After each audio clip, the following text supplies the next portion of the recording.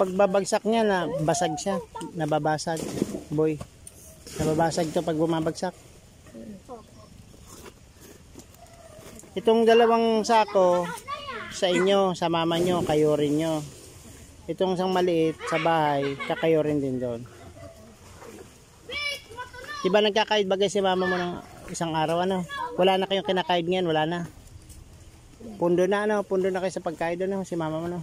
Ito naman, pakaid ko sa inyo, ah. Para meron kayong pagkakitaan. Hoy, paloyro kami.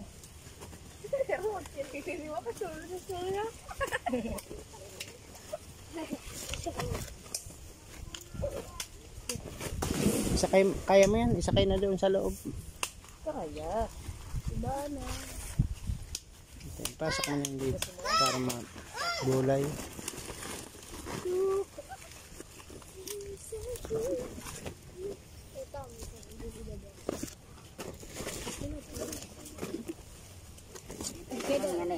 May ang sabay kita.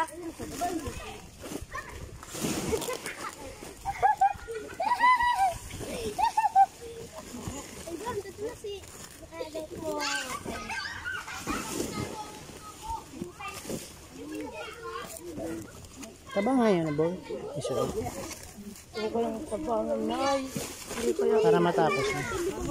Hindi pa kaya sila kumain na kayo sila, di pa. Kumain na kayo kung gusto nyo kumain. Sila hindi pa kumain, hindi pa. Hapon, tanghalian.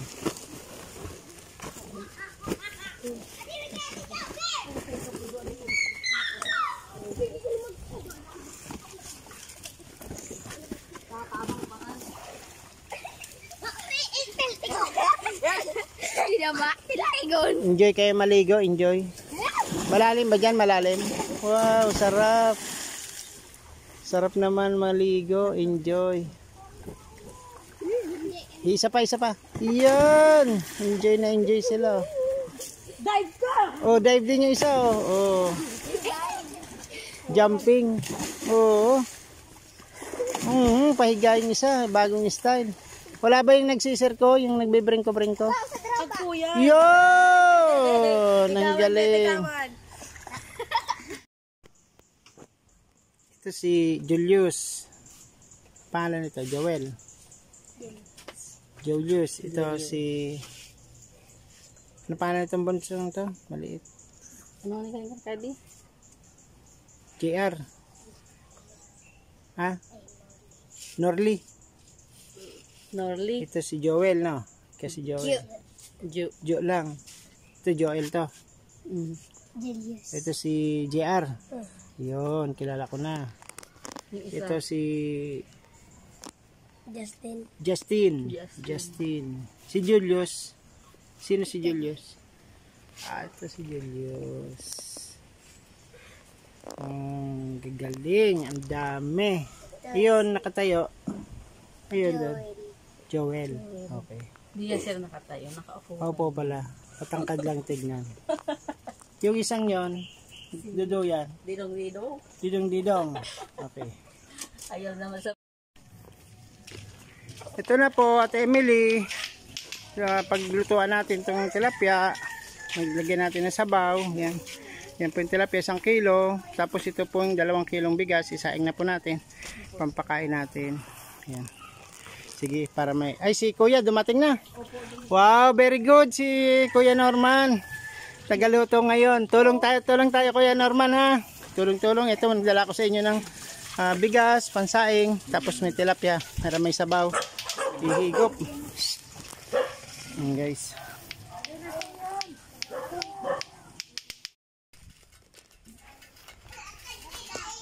Ito po guys, ito po mga santol na pinitas ng 8 magkakapatid na lalaki.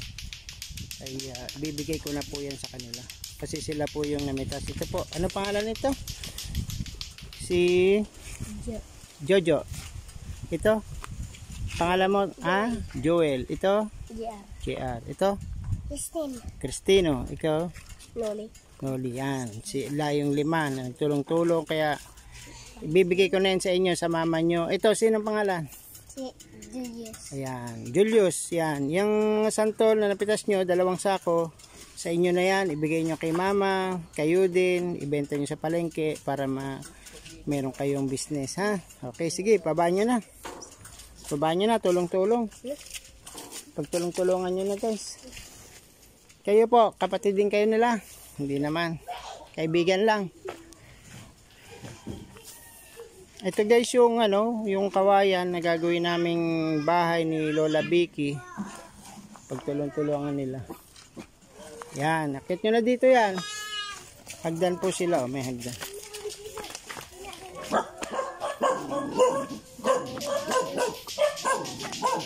Ito po yung ethnic group na Agta Tabagnon ay tutulungan natin, no? Kasi bibigyan nga natin lola nila ng bahay.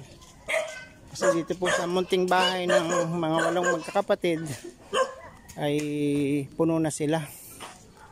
Kaya ayaw rin po niya ng ma-disturb.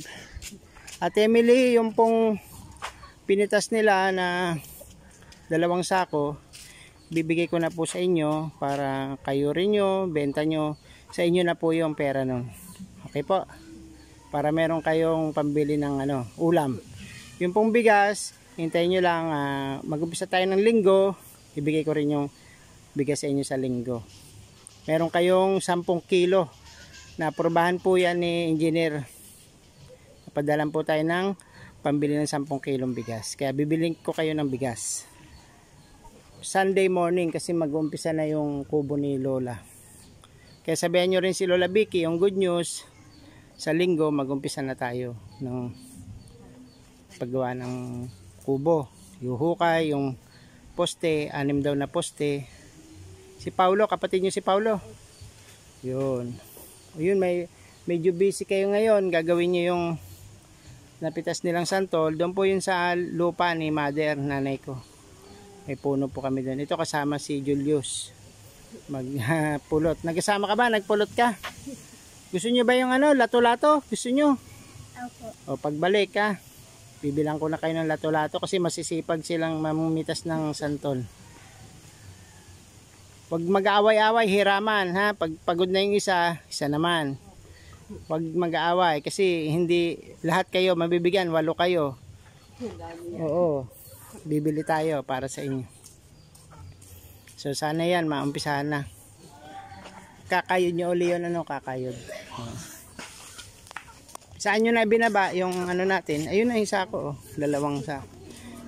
Yung isang sako naman kay mother, iniwan kay mother. Magaling na yung may lagnat mong anak. Ano yung niluluto niya? Anong niluluto mo ngayon? Saging. Maglalaga.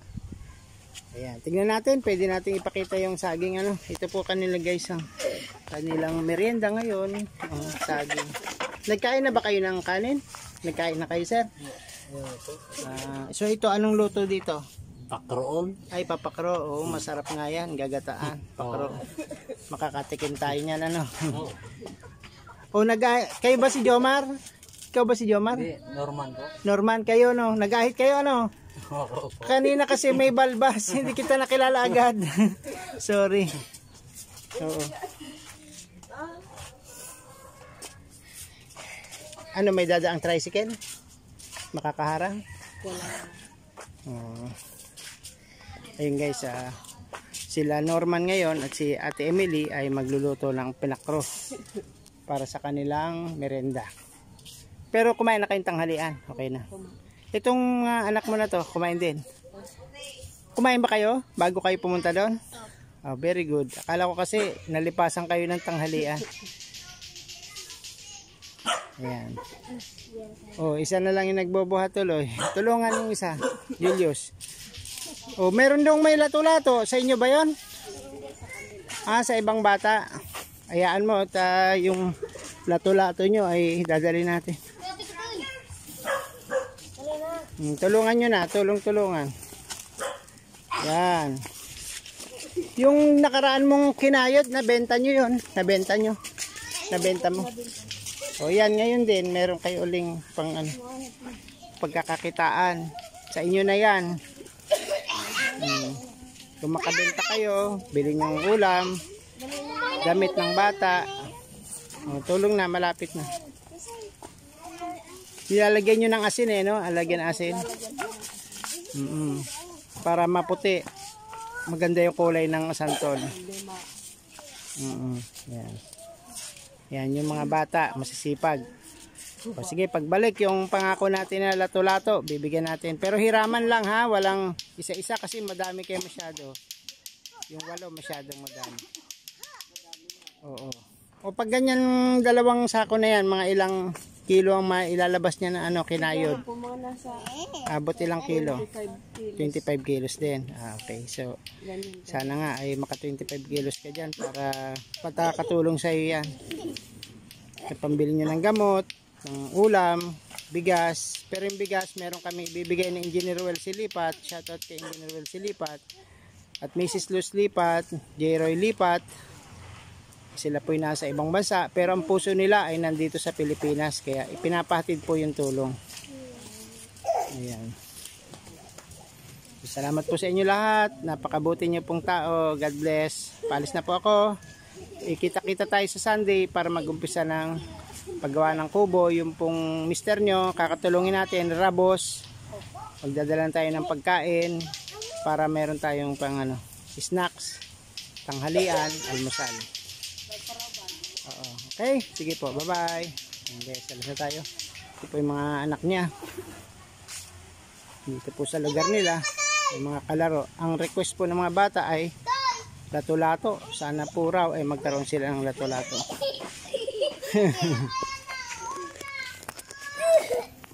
So yun guys, paalis na po tayo dito sa bahay nila para makauwi na. Ito yung mga batang anak nila na masisipag. Sila po yung mga ethnic group na Agta Tabagnon. Mababait, masipag at maasahan. Kaya tutulong sila sa paggawa ng kubo, paghukay ng lupa at mailatayo yung poste ng bahay ni Lola Vicky. Sana si Lola Vicky mapapunta nyo dito. Malaman niya na umpisa na yung bahay niya. Sabihan nyo si Lola Vicky na linggo umpisa na. Kinausap ko na rin si Paulo na gagawa ng kubo. Okay?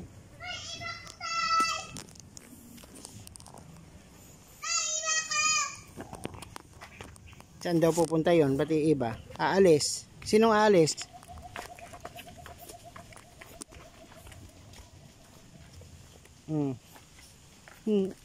Nahirap bumaba doon.